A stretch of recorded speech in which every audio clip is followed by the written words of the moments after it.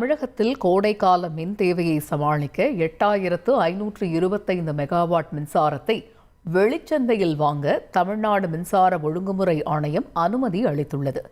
இதுகுறித்த கூடுதல் தகவல்களை செய்தியாளர் பாஸ்கரன் வழங்கிட கேட்கலாம். பாஸ்கர், வணக்கம். கோடைக்காலம் நெருங்கி வரக்கூடிய சூழலில் மின் தேவையை சமாளிப்பதற்காக மின்சாரத்துறை சார்பில் செய்யப்பட்டிருக்கக்கூடிய சிறப்பு ஏற்பாடுகள் என்னென்ன?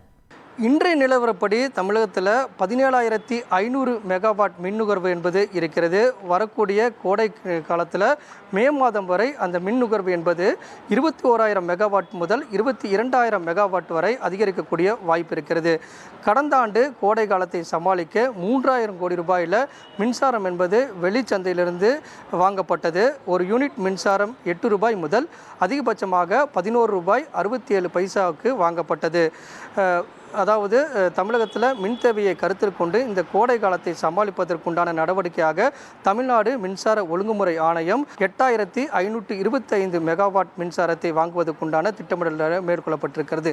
அதாவது மாலை 6 மணி முதல் நள்ளிரவு 12 மணி வரை 2750 மெகாவாட்டாகவும், மாலை 6 மணி முதல் நள்ளிரவு 12 மணி வரை பீக் ஹவர்ஸ் எனப்படக்கூடிய அந்த அடிப்படையாக கொண்டு 5775 மெகாவாட்டாகவும் ஒட்டுமொத்தமாக 8525 மெகாவாட் மின்சாரத்தை வெளிச்சந்தையிலிருந்து வாங்குவதற்கு திட்டமிடப்பட்டிருக்கிறது. இதை அடிப்படையாக கொண்டுதான் மின் தேவையை கோடை காலத்தில் சமாளிப்பதற்குண்டான நடவடிக்கையாக தமிழ்நாடு மின்சார ஒழுங்குமுறை ஆணையம் இதற்கான நடவடிக்கையை மேற்கொண்டு அனுமதி கொடுத்திருக்கிறது. மின்சார வாரியம் மின்சாரத்தை வெளிச்சந்தையிலிருந்து வாங்கி மின் நுகர்வோர்களுக்கு வழங்குவதற்குண்டான திட்டமிடல் என்பது மேற்கொள்ளப்பட்டுள்ளது.